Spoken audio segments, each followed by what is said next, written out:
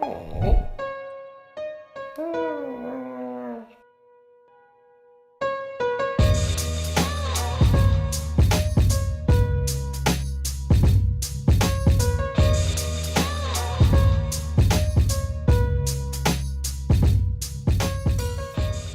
to Composer Best Practices 2018. Yes, this is actually the talk right here. I'm Nils. I've worked on Composer for a good 7 years at this point. And I'm a little curious, who here has worked with Composer for over 5 years? All right, that's a good portion of the room. I'm asking this because best practices really are kind of this thing that arises out of regular use and the kind of things that people decide really works well for them and that propagate across. So it's 2018 and we decided some big changes ought to happen. So we decided that everybody should be deleting their log files. We're gonna change everything once over, and it's like everybody's still following. I'm a little. Really, nobody noticing? This doesn't make any sense. Yeah, just checking you're awake. What I'm more trying to say is, if we're talking about, best practices, we're not there's not going to be anything exciting and new in this talk because that wouldn't be a best practice, right? It's more about figuring out what are paths that other people have taken, what are things that we see reoccurring that work well for some people, or what are kind of mistakes that typically lead to problems that are easily worked around. But it is 2018, so I kind of want to start with this little reality update on the Composer ecosystem. And I just like looking at this graph that you can find on packages.org, which is just a graph of the available packages, that's like the bottom line here, and the available versions, right? So each package has some number of versions, so one graph is obviously higher than the other, but they're both growing at very much the same rate. And the numbers, just to clarify, is like about 200,000 packages on packages.org at this point, and 1.2 million versions of these packages, which is kind of insane, because I don't think any of us realistically could ever, investigate a large number of these to figure out whether they're useful code for them or not. It's kind of grown to this size where, sometimes, where I'm not even sure anymore what the purpose of ever more packages is. Like, I'm sure there's great new ones out there, but maybe we ought to do a better job at finding the ones that are actually good right now and making use of those. But either way, this is kind of the scope of Composer that we're working in today. But yeah, I want to talk about best practices, and in that sense, I think a lot of this is going to feel familiar, but maybe there's points here and there that you're not currently doing in that way, where it may help you improve processes that you have in place. And so I want to start by kind of going through this little image that just symbolizes the very core and basic principle of Composer, which you should all be very familiar with, having worked with Composer for a long time. And those are the two core files that you'll work with, the Composer JSON on the left side, the Composer log file in the middle, the vendor directory, which ends up with all the code that you're actually using on the right, and the two commands that you'll work with a lot, which are Composer update and Composer install. Two other commands that I guess a lot of people use these days, which didn't exist in the beginning, are Composer require and remove. There's a few things that I want to point out here that I think are important to understand well to then effectively work with Composer. So first of all, Composer install on the right side takes the log file as input. So people do like to use Composer install on a bare project that doesn't have a log file yet, and that's really just it doesn't actually run an install, it runs an update. If you look at the output, it actually says this in the first line that it didn't find a log file, so it decided to do an update instead. So while technically you're using the Composer install command, that's not an install, it's an update. The install is really just kind of a synchronization process between the log file and the state of your vendor directory that you have all the code inside of. So it makes sure that the description of packages that you have in your log file, what's present and what's not supposed to be present, is in sync with what's actually present in the vendor directory. So making this distinction between what the install and the update process is kind of important. The update process only takes the composer.json file and updates the log file. It then also runs an install. So if you run composer update, you will end up with a version of the files in the vendor directory that you're working with that actually makes sense, that matches what you were just updating, what's in the log file. But that's because it also runs an install. So you kind of actually have two commands that do different things. One is used to update your log file based on the description of dependencies in the composer.json file, and the other one synchronizes the actual files installed. Now this also means that external data from packages.org for metadata, or from GitHub for most of the open source downloads, but also potentially other sources like your Bitbucket repositories and so on, are used in two different steps. Because packages.org doesn't serve any downloadable files, it only serves JSON metadata. So that information only comes in the update process between the JSON and the log file. Because only there does Composer go and try to figure out what are the dependencies that are required here, which versions of what can be installed, how does it all fit together. Then it writes out a log file that contains a list of all the exact versions with all the information to download the files and so on. And then Composer install only has to look at this file and download that information from some other service.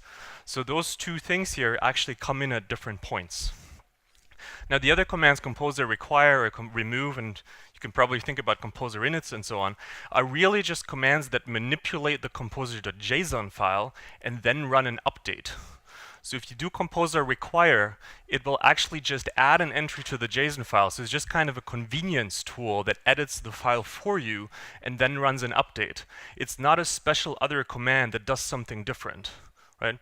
So these other tools are kind of just grown around this core principle of update and install to help you automate things, to kind of have easy commands so you don't have to manually edit the JSON file. But it all still comes down to these two core commands. With that said, I kind of want to start with deployments and how Composer, what's Composer's place in deployments, because we're all working with Composer, we do things with it, but in the end, we're building applications that we want to deploy somewhere.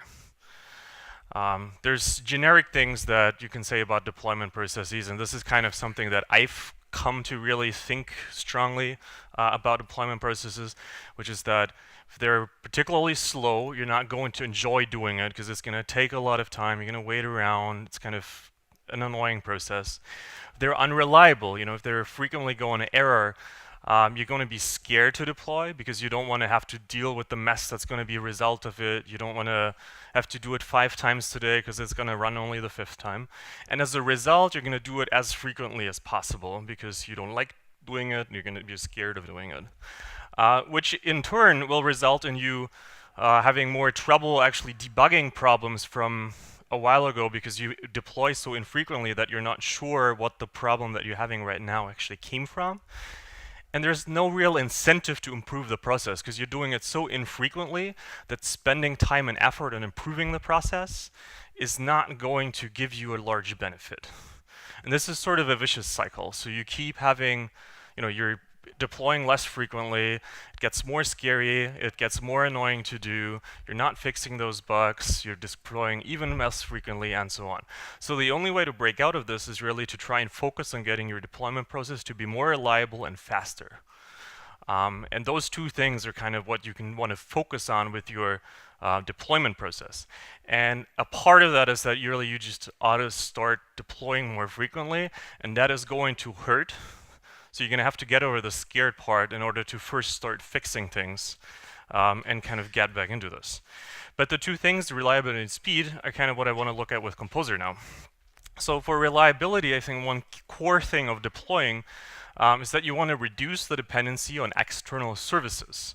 Because everything that's kind of external that you don't fully control could at some point result in errors in your deployment process. So making this deployment process as small and self-contained as possible will lead to the fewest problems as you're doing it. So to do that, I think it's important to understand that PHP projects have a build process. I think this is something that PHP developers struggle with, or that PHP developers refuse to accept. Because yes, it's a very quick one, and we may not even need to run the full build in order to develop, because we can just edit a file, reload, and it works. And that's fantastic about PHP. But in reality, projects today do have a build process. And the nice thing is that, let's say if Composer is part of this process, is that you can run it and then you can still edit files and just quickly reload. That's fine, because you don't have to rebuild every single time you make a change. But you do have to build the application in order to install it somewhere for the first time or in order to deploy it. So if you understand this, you can kind of split deployment, which most PHP people kind of mess all of this up in one thing, into the actual build process that's there to build the application as a whole, which you can then deploy onto some machine that you're running it in production. And if you move as many things as possible into the build process, the deploy process itself that could actually fail in a way that'll impact your production site, that'll cause errors, that'll really cause big problems, is going to be as small as possible so that it's less likely to fail. While the build process itself, of course, you still want to have that work relatively reliable, but failure is not as catastrophic as it would be if it was in the deployment process. So what I'm thinking of here is with the build process is installing dependencies, running something like Composer, NPM. Every PHP project these days really has some JavaScript in there too. Generate assets, like CSS, or even generate a PHP code. And then once you've done all these things, you create an artifact, like a zip file. You package it all up together, and then comes the deployment process, which means moving this artifact onto the production server somehow.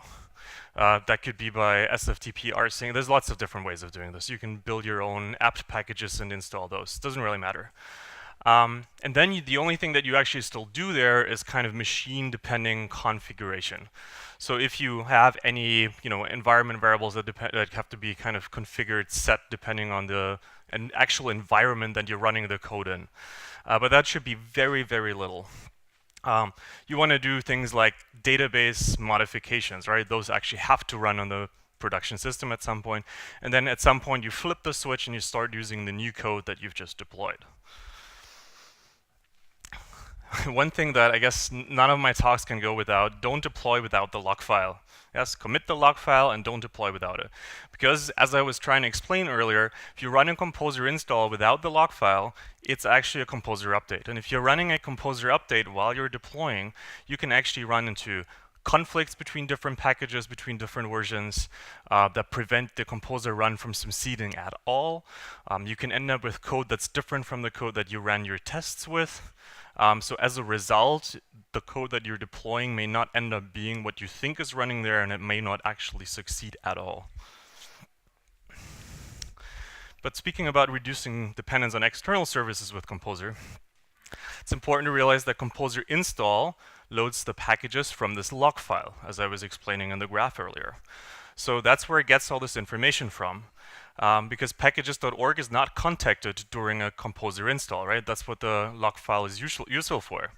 But the open source dependencies that you've installed through packages.org could really come from anywhere. That's kind of defined by the maintainer of the respective open source project who configures this in packages.org where to retrieve the information from. I think in 99-point-something cases, this is GitHub. Most of open source PHP packages are in GitHub, which is quite reliable. It's good to know. But they could really be on some self-hosted Subversion server in a basement somewhere, so it's kind of important to keep this in mind and maybe check where you're installing something from. So solutions to this being unavailable, this location where you're trying to download something from is, well, if you want to recover something, you have a Composer cache directory, which is really not meant for this purpose, but if you don't have access to the file otherwise, you can probably try and figure out how to find it in there. You could try and fork every dependency that you have and just maintain it yourself on your own repository somewhere. That'll get you around the possibility of somebody not having their files available for download, but it's going to be a huge maintenance burden to actually keep all of those packages updated, because you suddenly have a couple hundred repositories for all these packages that aren't your own, and you're going to have to build automation around this, etc.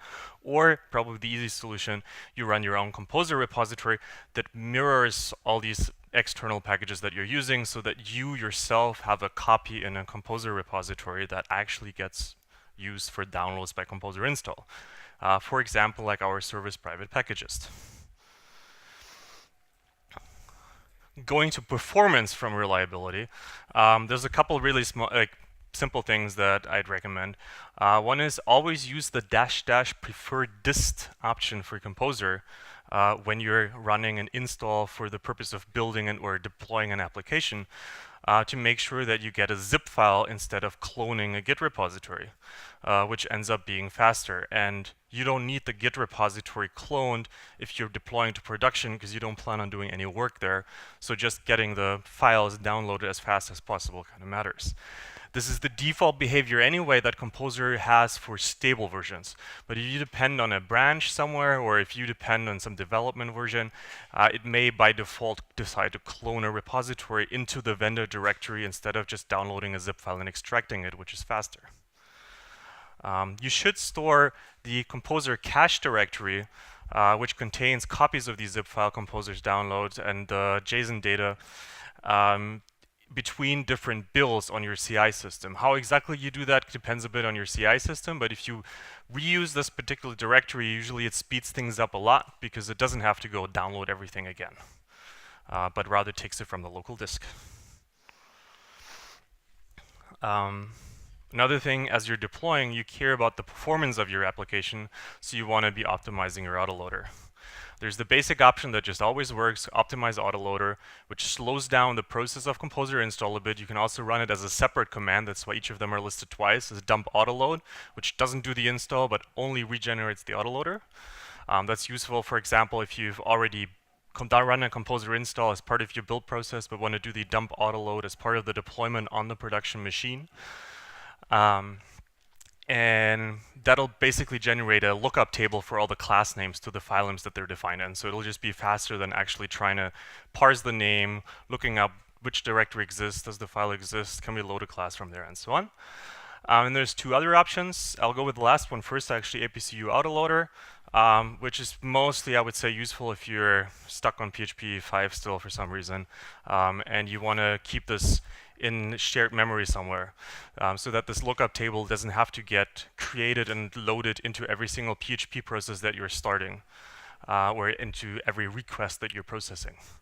And there's class map authoritative, which has a similar effect due to the changes in opcache. I'll get to that in a second. Actually, I'll just switch to the next slide. There's an article that explains this in a lot more detail at the bottom, so if you want to look at the slides later, you can click on that. What I basically recommend, use this one, which is class map authoritative. However, this has a few caveats that you have to be aware of. First of all, you should be running PHP 7 because otherwise this doesn't actually work that well, which means that you have opcache with the ability to store static values inside the FPM process so that they get reused across requests. And this is copy on write, meaning that if you just read this array, it doesn't even get copied. So in the end, in memory, you have a single place where there's a lookup table of all the class names that doesn't get recreated, deleted, and so on as PHP is handling requests. And all the different requests can just look up the file names in there. So this is actually kind of what you would get with APCU, except you don't have to do anything special because PHP in these versions can just do this automatically as long as it's a static value. The other thing is this will not search for files outside of the lookup table. That's also what makes it a bit faster, more reliable. But that's why it's not useful for development, because if you're adding a new class, it will not find it until you regenerate the autoloader. It's not useful if you're generating code, because again, it will not find it until you regenerate the autoloader. So I think this is kind of the ideal solution, but it has those caveats. But anyway, the title of the talk also included 2018. So let's talk a bit about what's actually new in Composer. And while, as I kind of started out in the beginning, there aren't any of those major big changes that revolutionize everything, there is constant change. You know, there's small things that happen. Latest version is 1.6.5, only released a couple days ago. There's been a total of 22 releases since January 2017, so there is, you know, progress. Things do change. And the majority of what happened there is bug fixes, some performance improvements, often of edge cases that don't affect a whole lot of users. The total numbers are kind of impressive too. There's some, I think, over 900 issues that were closed since the beginning of last year. Over 300 pull requests closed since beginning of last year. A lot of that thanks to Jordi, who's sitting here too, if you want to find him and talk to him about Composer later.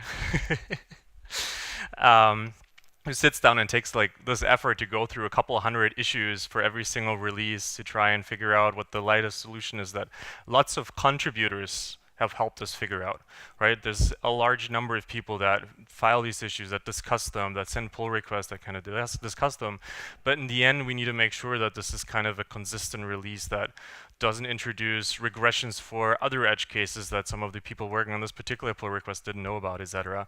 So it does take a lot of effort to actually make any one of these releases to make sure that the large, broad user base of Composer actually still successfully use the tool. Another thing that kind of results in changes to Composer quite a bit is interoperability. So there's things like the GitLab decides to release a new API version and at some point probably deprecate the old one. Bitbucket has a new API version. And then Composer, like what I say with released here, this is when we released support in Composer for the respective API. So 1.5.0 last year and 1.4.0 last year introduced support for those APIs.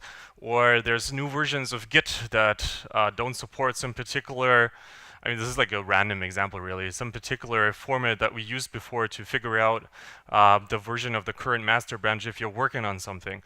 So there's a bug fix release for something like that. Or an upcoming thing is that GitHub decided to deprecate their services, which is how everybody currently integrates packages.org with their GitHub packages. So if they push code, it shows up on packages immediately. This won't exist anymore at some point next year. So we have to transition this to a new service that, or a new mechanism that GitHub offers. And this kind of creates a constant amount of workload, right? This tool, as much or as little as it may change from a user's perspective, does constantly have new things that it needs to deal with, and there's always kind of work going on. And there's new features. They're usually very small, you know, not useful for everyone. They're kind of tiny things that get added along the way, and those I kind of want to look at with you.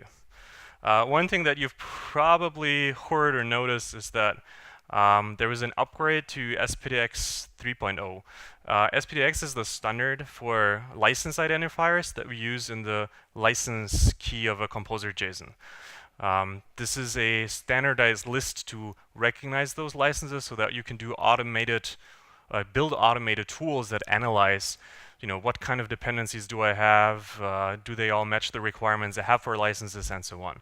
And they too, I mean, of course, they have to add licenses once in a while, realized that there was a bit of a problem and misunderstanding in how this was currently used.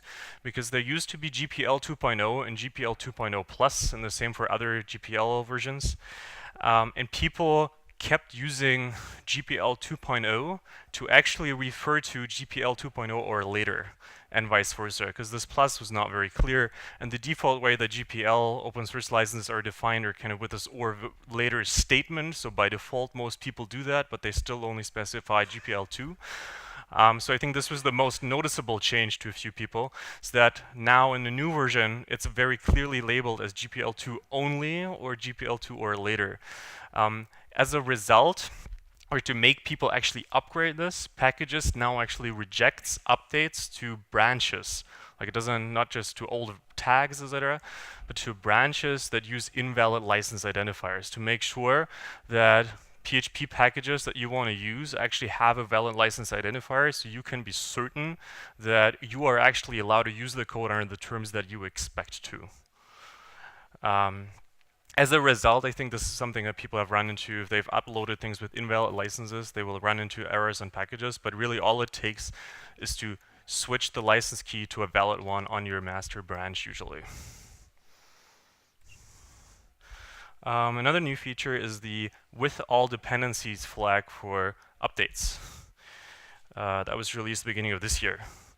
I kind of gave a talk here last year in Composer. I don't know if anybody was there. And if you were, you'll recognize kind of the next GrUSP, but there's a bit of a change in update to them.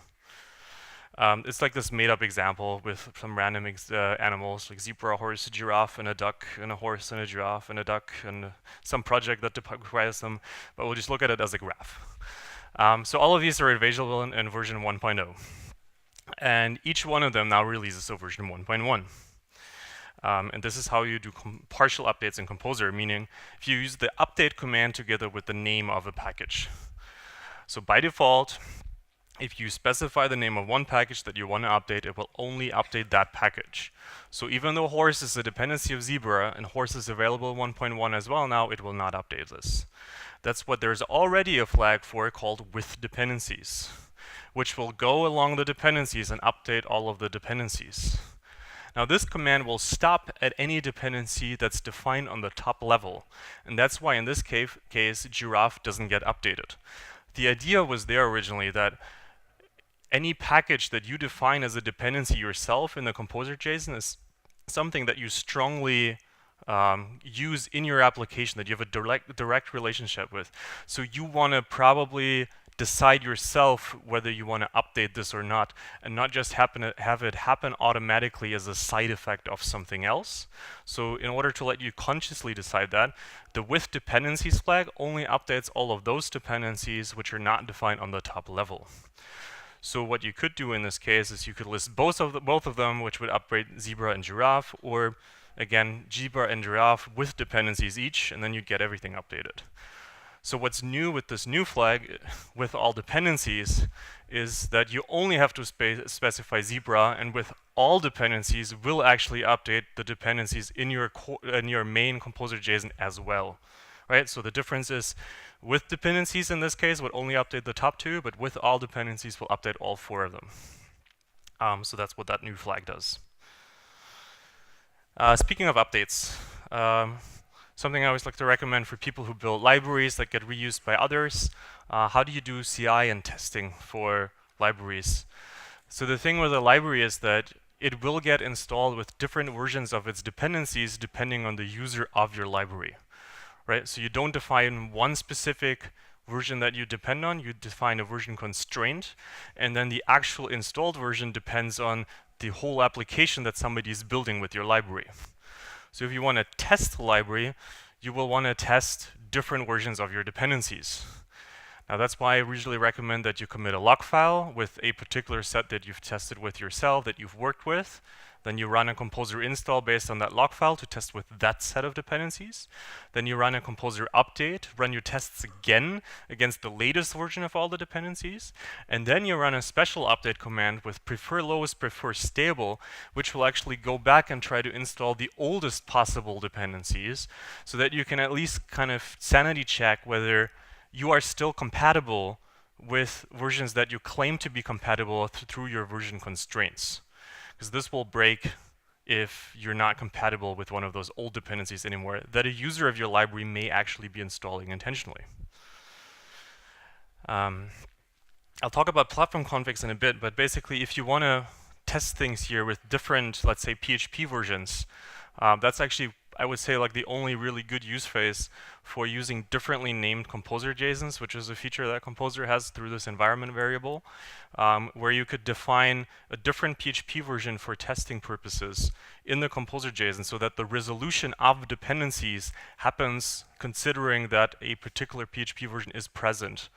And you may end up with different dependencies because some dependency of yours may only support PHP 7 in a particular version and so on. So this allows you to actually run the test multiple times against different sets of dependencies that your users may actually encounter depending on their environments.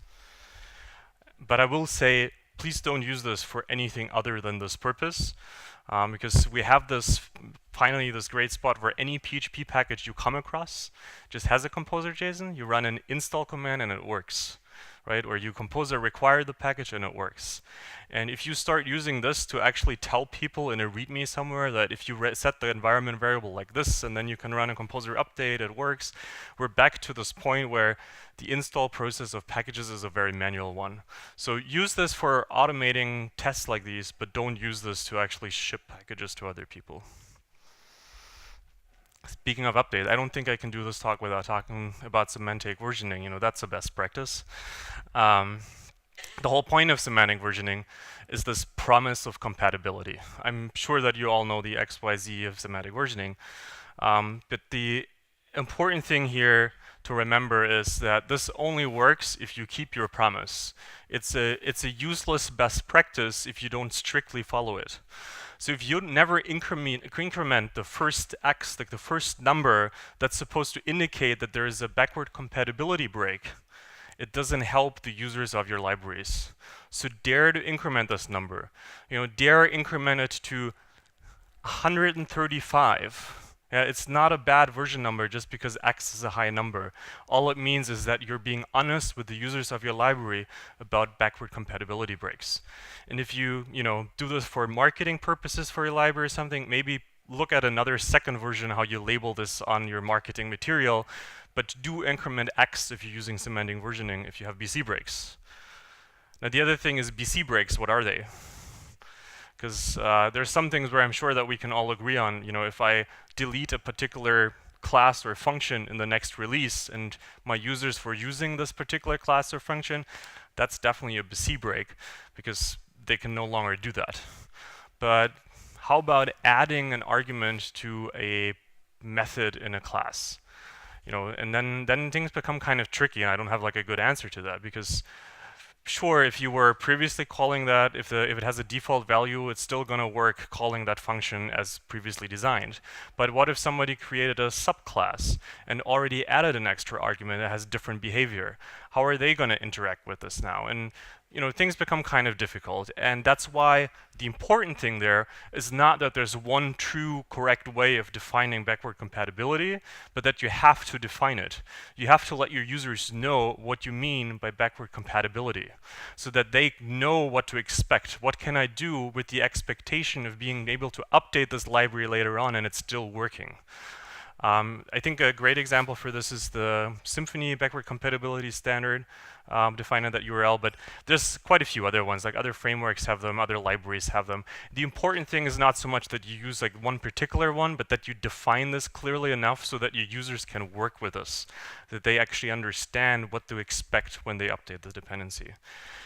And then the second thing with BC breaks, don't just increment the number, but actually document what you've changed so that somebody using your library has a path forward for updating, that they can figure out what to do if they want to upgrade to this new version.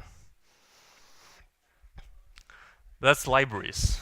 If you're versioning some application, some project you're using, don't do that. Like I see people struggle with semantic versioning for this thing that all it is a web app that they deploy on a daily basis. There's no point in semantic versioning there because nobody's using your thing. You don't need to promise backward compatibility to anyone. Like it's your project, it's your application that you're building. So either just don't version the thing at all, just rely on your VCS or something to kind of keep track of things, or just use a single integer and count it up. There's no point if you don't have anyone consuming your packages, semantic versioning doesn't have a purpose. The only exception to this would be if you actually ship the application to users. So if you're building, something like, let's say Drupal or so, well, that may Drupal is a bad example because they have like the core project now.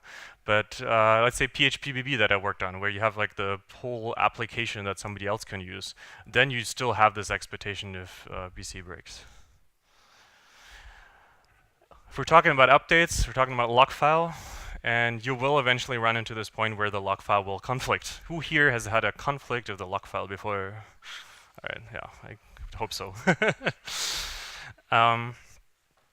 And what I kind of want to show you is why that happens and why that's actually not a bug and not something that can easily be fixed or anything. I actually had this conversation earlier today with someone who's like, oh, I have a feature suggestion. Like you should remove this content hash in the log file that always conflicts and then it'll just magically work. I was like, well, I'm oversimplifying what he said, but that won't help because of the following. So let's take this example where we start out with a project that has two dependencies, zebra and giraffe. There's a master branch on one side, and there's my new branch where I do, what's it called, DNA upgrade, where I'm going to make some changes. As I'm working on these, in week 2, there's these strange new zebras that now require a duck. And some colleague of mine working on the master branch updates Zebra to include the new ducks. I'm still working on my branch, nothing happened over there. Now this is week 3, and there's Duck 2.0 is released. And I decide to upgrade Giraffe in my branch. Now this new Giraffe has a dependency on this new Duck 2.0. So now we end up with 2 trees that look quite different. And this is where things kind of get tricky when you start trying to merge things back together. Because if you try and do this on a text basis, assuming that hash wasn't there and it would just do this on a text basis, the composer log file is just a JSON listing of all the different versions of packages that are installed. You would end up simply with both entries. Because on one side Duck 1.0 was added, on the other Duck 2.0 was added, they would both be there. And this doesn't work in PHP because you can't have 2 versions of the same class defined in the same scope, right? The name is the same, can't load both of them at the same time. So because this kind of thing can happen if you try and just merge a file on a text basis, Composer will kind of force you to not do that.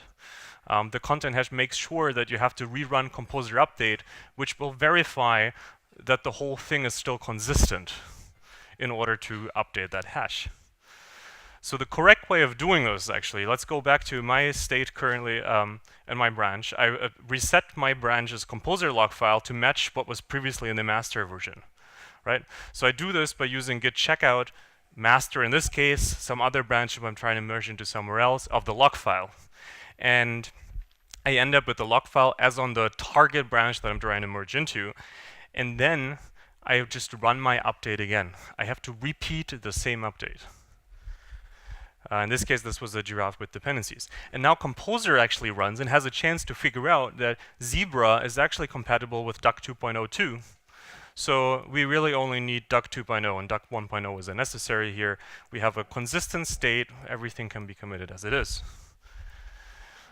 So how do you resolve a log merge conflict? You check out the base branch's log file, and you rerun the Composer update.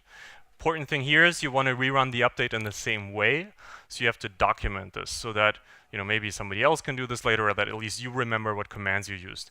So it's usually useful if you're running a Composer update, commit just those changes in the message, document how you've updated the project so that later you can look and run the same thing again. Another new feature that was released earlier this year called, oh, sorry, there should not be a dash dash in front of this. This is actually a command. Made a mistake there. Check platform requirements. So it's Composer check platform requirements. To explain this, let's talk about platform requirements a bit. Where does this come from? There's a thing in Composer called the platform repository. This is a repository much like packages.org or like individual ones that you can define yourself in the Composer.json repository section that implicitly defines additional package, that's implicitly defined as an additional package repository. So it's not one that you can like configure there or modify. And it contains packages for PHP itself, for all the extensions that you have in PHP, for system libraries that are important to certain PHP extensions like libxml. And all of these packages cannot be updated, installed, or removed. So they're just there. But they're useful for resolving dependencies. So if you run this command, composer show -- platform, you actually get a listing of all these things that are in this repository. This can be useful if you're trying to figure out how to add a dependency on a specific, on 64-bit support in your PHP installation or something like that, which is actually available too, is like the last thing in here. Or whether IPv6 is built into this PHP release. You can define dependencies on these types of things in Composer. And this will just give you a list of the whole thing. Unfortunately, the version numbers, not always that useful. That's why usually if you see extension requirements in a Composer.json, it's just for asterisk. Because the version information, well, it's getting better, I guess, but it's not quite that reliable. So how does this work? Usually, you just require PHP 7.1.1 or higher. And then locally I have 5.6.10 installed. I run a Composer update, and an error is it tells me the package you require is 7.1.1, but you only have 5.6.10 installed. So this is kind of a problem, right? But then, sure, you could update your local system and everything is fine. You have the right PHP version. But in reality, what if you maintain multiple projects with different target platforms, so that on your local machine you only have version 7 or version 5, but you want to be able to install the dependencies to then push them somewhere. Or if you are building some composer automation tools, like private packages, us with packages.com, where we have one PHP version, but we want to be able to run composer commands against different projects that may have very different platform dependencies. So one way of fixing this is you use this command that's existed for a while, or this option for update called ignore platform requirements. Now this will go and just install everything as if those things had never been defined. Now that's helpful because now you can install on any PHP version, but it's not that helpful because it could, for example, install 2 different versions of a library where one only works on PHP 7 and one only works on PHP 5. And the resulting set, while no longer restricted to your local PHP version, could actually be impossible to ever run because the individual dependencies may be incompatible with each other at this point because you're just ignoring them altogether. So the better solution is the platform configuration. So there's a thing you can add in the config part of your composer.json to define the platform that you're trying to run composer commands for. So I can say that I actually have PHP 7.2 and xdintel installed in this version, and if the requirements here match this, it'll update. So I have 5.6 installed locally. I run the composer update with this composer.json, and it'll actually work, because it resolves dependencies as if those were the actual PHP version and that extension present there. So in your composer.json for a project, you could define the platform configuration for the target platform of your production system. And then a composer update run locally will always resolve against those platform requirements, so that you can be certain that you don't by mistake have a different version installed locally, that by mistake you forgot to add an extension locally that was actually present in production and so on. And you can be certain that what you're building for is the actual target platform. Only issue with this is you got to be careful if you're using plugins. Composer plugins or composer installers too sometimes, which are kind of a special case of composer plugins. Composer installers are these things that allow you to install things into different directories. Composer plugins, I mean, I guess one that's been used a lot now that does a lot of things is Flex out of the Symfony world, but there's a lot of other plugins around as well. The issue with these is that they're executable PHP code that gets installed as part of composer install or update as early as possible, and then loaded and executed as the rest of composer is running.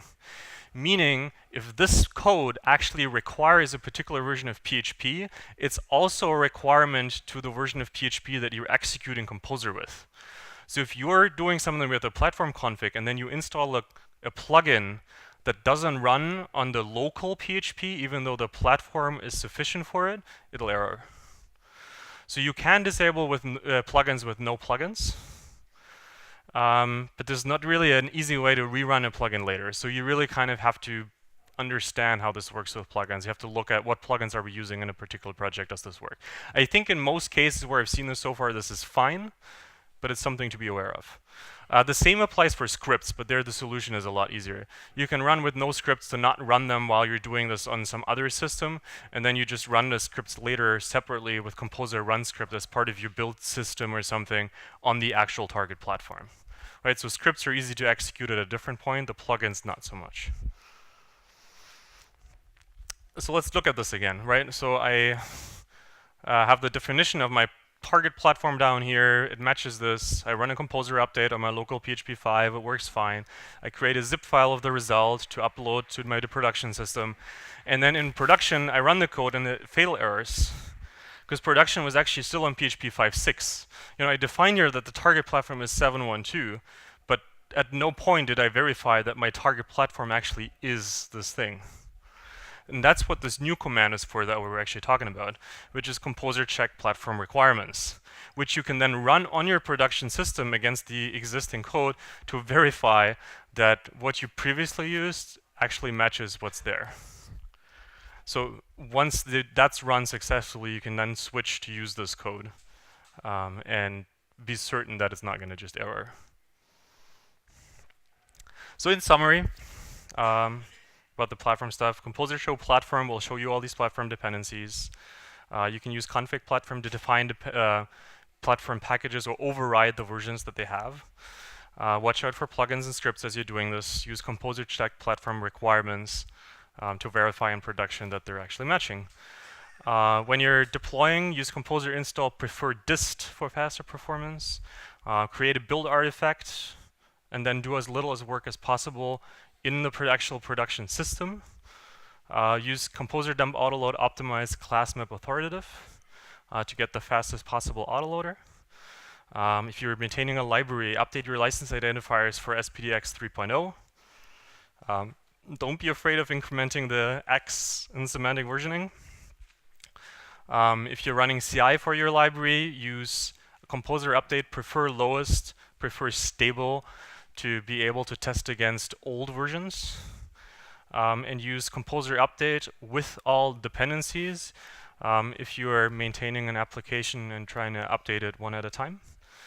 And use git checkout base branch -- composer lock, and then repeat the composer update to resolve merged conflicts in the log file. And with that, thank you everyone. Otherwise, I think the other talk is done anyway, so thank you very much everyone. I'll still be around.